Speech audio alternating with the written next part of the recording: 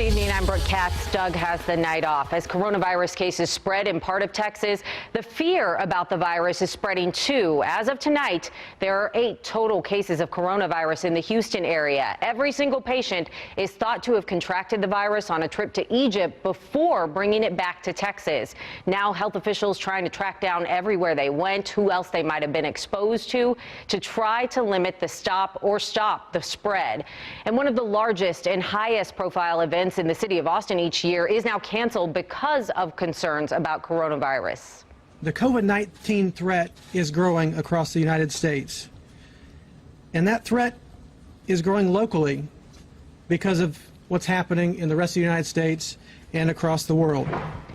The city announced the cancellation of South by Southwest this afternoon, saying it is the first time in 34 years the festival won't take place. Organizers were still planning to hold the festival as recently as Wednesday, with the Austin Public Health Department at that point saying it wouldn't increase the risk of the spread of the virus. Right now, there is no evidence that closing South by Southwest or other activities is going to make this community safer. Austin and Travis counties declared separate local states of disaster, prohibiting festivals, events, and large gatherings, including South by Southwest. In the end, health officials were worried about so many people coming to Texas from foreign countries who may have been exposed to the virus. It was scheduled to start a week from today, Friday, March 13th. The test results are in for those people stuck on a cruise ship just off San Francisco. 21, mostly crew members, tested positive for the coronavirus on the Grand Princess cruise ship. At one point, passengers were able to roam open areas of the ship, but since then, all 3,500 have been told to stay in their staterooms. The ship was supposed to dock in San Francisco until people on board started getting sick. The working plan now is to dock the ship in a port this weekend and test every single person on board. Passengers upset about the way that they learned about the positive cases today. They say they were watching the news on TV, and that's how they found out. We were watching MSNBC and we heard it, and it was like, excuse me, I thought the passengers were supposed to be notified first. Well, that passenger says a lot of others upset about hearing about the cases on TV rather than from the captain or a doctor. As an extreme measure, the United States government could discourage people from taking cruise vacations at all to try to contain the virus. Reuters reports there are discussions within the Trump administration about that going on right now, but no official decision has been made. Meanwhile, President Trump's visit to the Centers for Disease Control and Prevention in Atlanta nearly derailed by a report about a coronavirus case there. That later, though, turned out to be false, and the president's trip was back on as scheduled. It will end. People have to remain calm.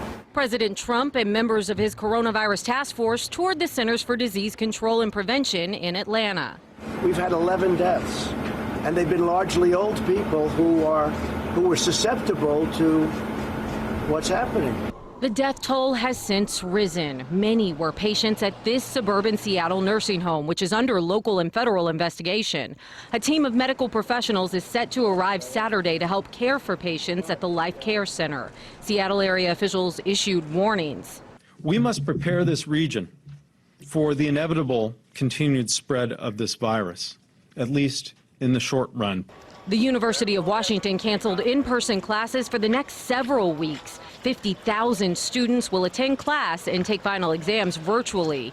Not everyone supports the move. So many people live on campus. I honestly don't see how it would stop the spread unless you're like a commuter. One doctor believes anyone over 55 years old needs to reconsider flying during the outbreak. It's not so much the planes themselves, it's because of everything that you're exposed to and the number of people you come in contact with when you're traveling. If you're a 25-year-old and get on a plane, you're going to be fine. Even if you get the virus, you're going to be fine. But if you're 75 or are getting chemotherapy or have a heart condition, it probably makes sense that you stay home now. A CBS medical contributor, Dr. David Agus, says you should only fly if you're under 55 and if you don't have any underlying health conditions. If you do travel, one of the danger areas to be mindful of, your gate as you board the flight. You can be exposed to hundreds of people as you line up to walk down that jetway. And both our local airports are stepping up their cleaning practices. DFW Airport has hired temporary workers. They're paying workers more in overtime as well to make sure commonly touched areas are clean. We're talking handrails, bathroom handles, and similar surfaces. Over at Dallas Love Field, more of the same, including sanitizing and deep cleaning at night. And Congressman Colin Allred and the head of the Dallas County Health Department held a town hall late today to reassure people they are doing everything they can to keep Texans safe. Allred complimented the health department this week. It became the first in the state to be able to test for coronavirus locally without sending it to the CDC. He also stressed the importance of being informed with the right information. Well, it was important to me that the folks in North Texas get to hear from the experts.